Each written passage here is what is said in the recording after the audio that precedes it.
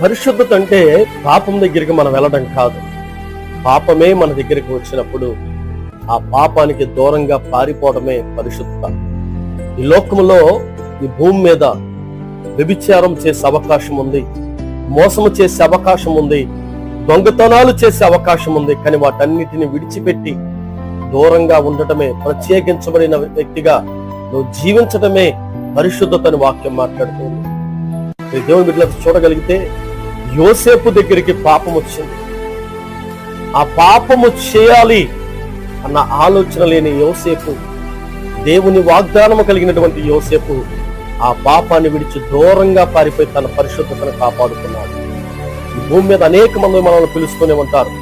ఈ లోకంలో ఉన్న మనుషులు పిలుస్తూ ఉంటారు. ఈ లోకమే రా, నువ్వు పాపం చేయని పిలుస్తూ ఉంది. అయినప్పటికీ యోసేపు వలె పరిశుద్ధత కలిగిన బిడ్డలంగా మనందరం ఉండాలని వాక్యం మాట్లాడుతూ ఉంది. పరిశుద్ధత అంటే పాపం దగ్గరికి మనం వెళ్ళడం కాదు. పాపమే మన దగ్గరికి వచ్చినప్పుడు ఆ పాపానికి దూరంగా పారిపోవడమే పరిశుద్ధత.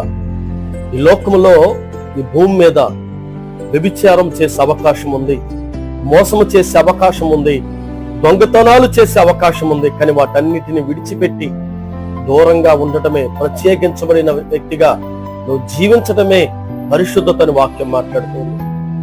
దేవుని బిడ్డలకు చూడగలిగితే యోసేపు దగ్గరికి పాపం వచ్చింది. ఆ పాపము చేయాలి అన్న ఆలోచన లేని యోసేపు, దేవుని వాగ్దానము కలిగినటువంటి యోసేపు ఆ పాపాన్ని విడిచి దూరంగా పారిపోయి తన పరిశుద్ధతను కాపాడుకున్నాడు. ఈ భూమి మీద అనేక మంది మనల్ని పిలుస్తూనే ఉంటారు. ఈ లోకంలో ఉన్న మనుషులు పిలుస్తూ ఉంటారు. ఈ లోకమే రా, నువ్వు పాపం చేయని పిలుస్తూ ఉంది. అయినప్పటికీ యోసేపు వలె పరిశుద్ధత కలిగిన బిడ్డలంగా మనందరం ఉండాలని వాక్యం మాట్లాడుతూ ఉంది.